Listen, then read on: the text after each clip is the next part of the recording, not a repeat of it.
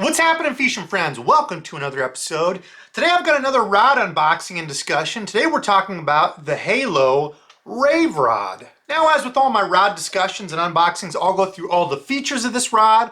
I'll talk about the reel and line that I'm going to pair up on this. Finally, we'll go over all the lures, rigs, kind of what I would use this type of rod and setup for at the end. So the rod, it's a Halo rod, and I actually got this from Walmart, believe it or not. $50 rod. North Fork Fishing pointed it out to me, and another subscribed fishing friend. I forgot who you were, but Halo right there. If you remember a while back, I picked up a couple of their rods. Remember this one? This was the KS2 Elite. Now, I know a lot of you out there are looking for budget options, so that's what really appealed to me with this, especially after I looked over the specifics and kind of the deal with this rod, because a lot of times, you know, they'll kind of go cheap on components, and like you just pick up a rod and it just feels, you know, kind of crummy when you get a real, you know, cheap $40, $50 rod. Now, first off, they say the blank is a high quality graphite blank. That's the only thing I really don't like about, they don't tell you what it is. So I don't know if this is a 24-ton blank, you know, if it's an IM6, just to be able to compare and see where it fits. They don't tell you. But the good thing is sensitivity doesn't always matter to me on some rods. For example, a frog rod. You don't need an expensive rod to go frogging. And I'll tell you some of the baits and things that I will use this for that exact reason. Okay, the next thing that really surprised me is the guides. Now, as with all my rods, I always look straight down the line guides to make sure they're all even. This one looked extremely good, so that's one thing. If you look down and the eyelets are kind of, you know, one's this way and one's that way, you can kind of tell it's a poor build quality, and I would stay away from ones like that. But with these, I picked up this one. This is actually the third one I picked up. Now, please make sure when you're buying a rod, you always check all of the line guides. So like one tip that Tackle Junkie gave, maybe you take a Q-tip with you and run the Q-tip on the inside of these. That way you can tell for sure or not if this line guide, the little insert part inside, is cracked or chipped or anything. It'll catch those little hairs on the Q-tip. Because the first two of these that I looked at Walmart were broke. Now, that doesn't surprise me. I was in Walmart, that's probably been 2 years ago I was looking at stuff, and there was two kids that took rods down and were sword fighting with them. So. And what really surprised me is these are stainless steel guides. Okay, no surprise there. These have SICK inserts on them, SIC inserts. Now, usually you don't see that at rods this price. Some of the less expensive rods are just gonna have stainless steel, so it's literally just gonna be a stainless steel guide. If it's just stainless steel, those wear down. I don't know if I have that rod, but I had multiple rods where the tip, which is usually what's gonna wear down, right here when it's just stainless steel, they'll get grooves cut in it, like if you're using really stubby. It'll wear grooves in that, especially with braid. I had multiple rods that had that. Some of my old rods cuts a groove in it.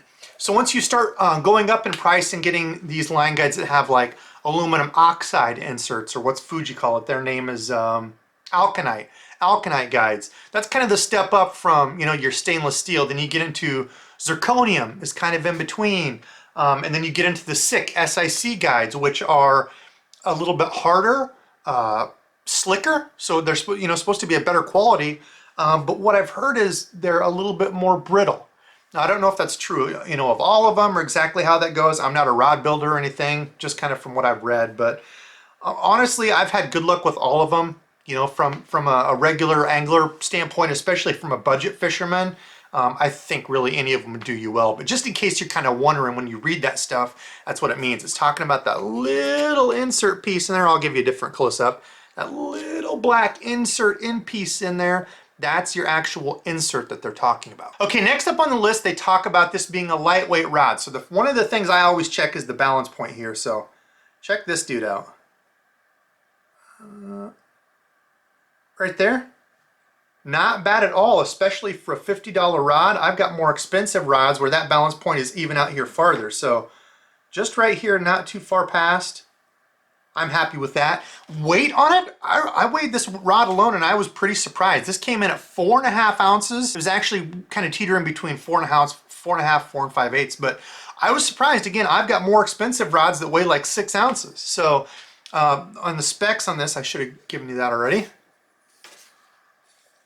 This is the 7-foot medium heavy, just so you kind of have an idea how long this is. 7-foot medium heavy rod, and to me this is my all-time favorite do-it-all bait casting rod. If I could only have one, this would be it. That's another video I need to do, but I love this type of rod, 7 foot. It's still short enough you can get accurate casts, yet still long enough you can still get good casting distance. A medium heavy, from the way I fish and most of my lures, this will do almost anything. Handle length on it, handle length was about 10.5 inches. I measured from here to the tip, or to the butt. I don't know exactly where they measure. That's just kind of where I measured, where the EVA foamish type stuff starts.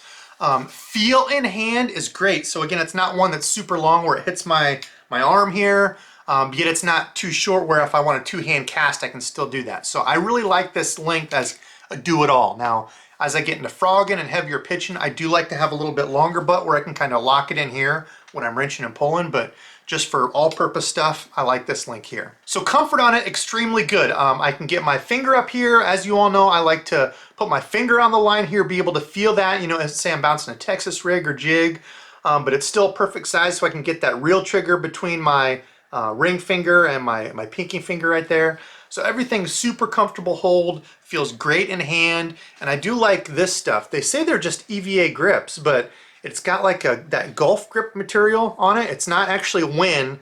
That's one thing with, you know, some of the higher priced rods that have Win. The Win grips are expensive. They're expensive to put on rods. So they've got, I don't know if this is kind of like their own make on it, but it is pretty grippy. You can see there, it's got a good grip and kind of tacky when it gets wet. So I don't mind that at all. Now durability may be an issue on this. How long is it going to take for that stuff to start, you know, peeling off and flaking off with a lot of use? I can't tell you that, but that's kind of one thing to watch out for. But it's super comfortable holding it like this. It is extremely comfortable in hand. I'm battling my lights here if you're wondering what I'm doing, sorry. Up here where my finger goes, you can see the reel nut that tightens the reel on here. It's just kind of your standard, that, you know, graphite plastic looking deal with kind of the ridges in it. So not overly comfortable, but normal. It doesn't bother me to keep my finger there. It's not super rough. As long as it's not super rough and grates into my finger, I'm okay with it. Okay, now when I take a look at the action of this rod, it may be just a tad soft for a medium heavy that's rated to 1 ounce. Think of the action on this, Mr. Stubbs. Is that pretty true to a medium heavy fast? What do you think? Blink once if you think it is. Yep. I wouldn't say it's one that feels extra spongy. It's definitely not one that feels extra stiff at all. It feels good. It's got a nice load to it. You can see there loads, yeah, about the last third of the rod, which is kind of what I look at for a fast action rod. So I like that. I'm happy with it. Feels good when you kind of, you know, whip it in the air. Has a good little bend to it. You're definitely going to be able to load baits and sling them out there with a medium heavy fast action rod like this. Now, one thing I like about this is the hook keeper. Check that out. Out of all the rods, this is probably my favorite. Now, the thing to watch out for on these is if you have an open kind like this, where you can see the bottom's open there, I love that, and I'll show you why here in just a second. I'll grab a lure, but just be careful as that gets closer out here toward the middle of the rod. The farther out here they put it, after you cast, if you have any sort of slack in your line, the line can get caught up under that. So you might be reeling in and it feels kind of like there's tension on it, or you're like, heck's going on? Watch and make sure it's not getting caught up under that. So I know that's a reason some people don't like those. I personally do like this because, let me grab a lure. So let's say I have this set up with a jig or a Texas rig, right? So I'm throwing a spinnerbait through or a swim jig or something, fish kind of comes out of the cover after it and darts back in.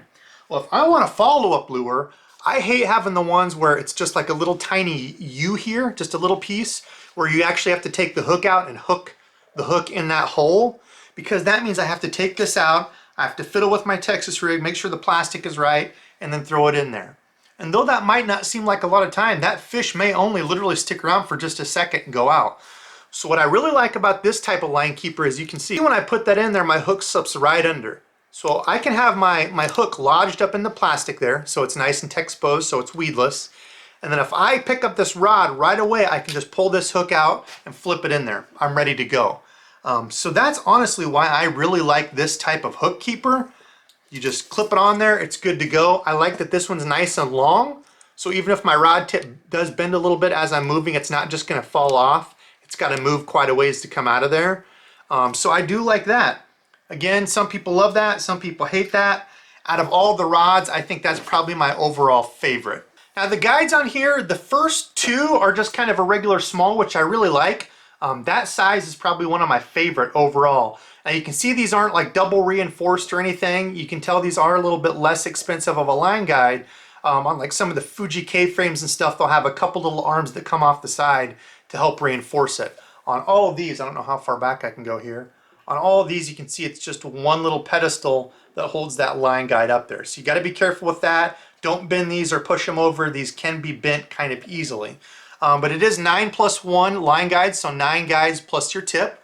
Again, good SIC inserts on it. However, as you go out past those first couple, they do get to be very small micro guides. So, you know, if you're somebody who likes to use braid to a leader, I personally don't like that with the really small micro guides. The knot kind of gets caught and stuff. If you're just fishing straight fluorocarbon, straight braid, not a problem at all. I don't know if I told you that. I kind of like the bright yellow and black on it. Now, the other reason this actually caught my eye, this is just EVA foam back here. I haven't even taken the plastic off yet, but the reason this actually caught my eye, and I forgot all about this rod that people had told me about it, but when I happened to be back going through and searching, I'm like, oh, that's a black and gold rod. Is it a Hawkeye rod or something?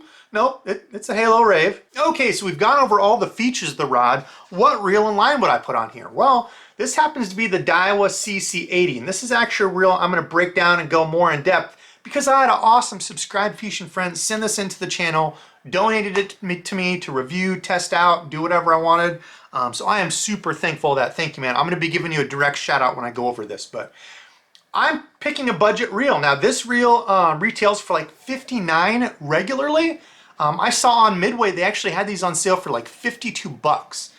So if you're looking for one, they have them on sale right now. I think even free shipping, but there you go. This little Daiwa bait caster. I've got one similar. I tested it out. Now this is a graphite frame and graphite side plates. So you have to keep that in consideration. I'm a big proponent of hitting those bait casters that are right at 100 bucks because you're going to get an aluminum frame. In my opinion, they're going to last you a lot longer. I've done a lot of testing on them, and that's where my confidence lies. But just because you have a graphite bait caster doesn't mean it's junk or it's not going to take care of it. As long as you're not using it for things that you're just going to be totally trashing, you know, punching, super hard frogging, those kind of things, throwing big baits, stuff that it really shouldn't be handling. So we'll talk about that more in baits, but I'm putting a budget reel on here. So overall, this is just barely over $100 for this combo. A $100 combo that looks super sweet, feels extremely comfortable. I was amazed how this thing feels in hand for 50 bucks. And it's light. Like I said, this total, I would have to see what this reel weighs, but I mean, altogether, this is a very good feeling combo. Okay, now what kind of line would I put on here? Well, being this is a budget outfit, the first thing that came to mind for me was some P-Line Fluoroclear. I saw that Walmart does still have this. I think it's like $7 for a thing of this. 15 pound is what I use. You get 300 yards of it. It's good stuff. It's nice and soft, so it casts really well. The abrasion resistance, I like straight fluorocarbon better for that. I don't think it has as good of abrasion resistance as, say, you know, like 100% fluorocarbon, but you know, if you're a beginner looking to get into it, to me, one of the biggest things is just learning that castability, right? A nice soft line, because if you start out with a higher priced, you know, fluorocarbon, that stuff can feel wiry for a beginner and you're getting backlashes, you're gonna get so frustrated. So a softer like monofilament or copolymer, or if you like braid. I know a ton of beginners like braid just because it casts so easy. So for me, I would go with a 30-pound braid on here. To me, that's a great do-it-all. I don't like to go below 30-pound on bait casters. Especially braid has horrible abrasion resistance when you get it up against rocks. Especially that smaller diameter that you go, you just get a little bit of a scratch on it, it's gonna pop. It has no sort of shock resistance, so if you cast and you get like a backlash in the middle of your cast with braid. Okay, so we went over the reel and line. I'm sorry, I don't know that I told you the gear ratio. For me, I like the 7.5. Like a 7-speed reel is my favorite overall if I want a do-it-all reel. I know some people like a little bit slower. It's kind of up to you. I just feel like that higher 6, low 7 is like the best do-it-all speed in my opinion. So what kind of lures am I going to use on this? Well, for me, a 7-foot medium heavy rod, like I was saying before, you can do so much stuff with it.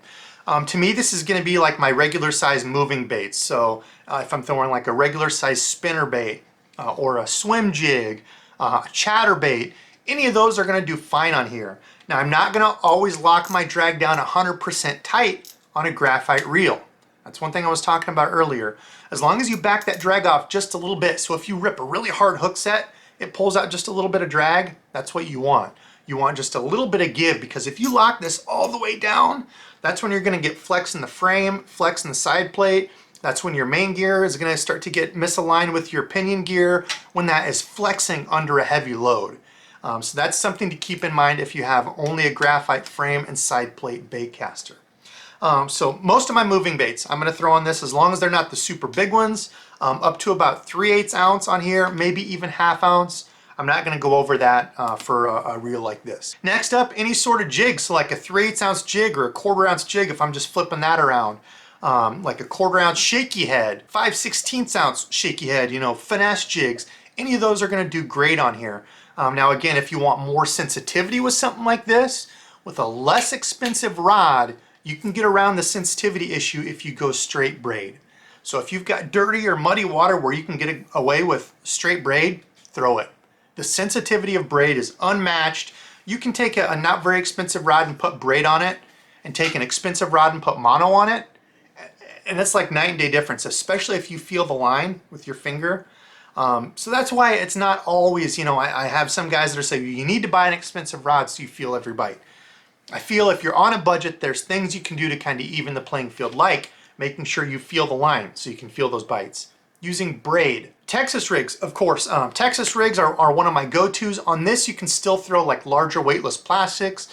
So like your 5-inch or even 6-inch Senkos will throw on here, no problem at all. Little Texas rig, if I'm throwing a 1/4 ounce, that's usually my starting weight from the bank. You can flip and pitch a little 1/4 ounce Texas rig with this, no problem at all, none.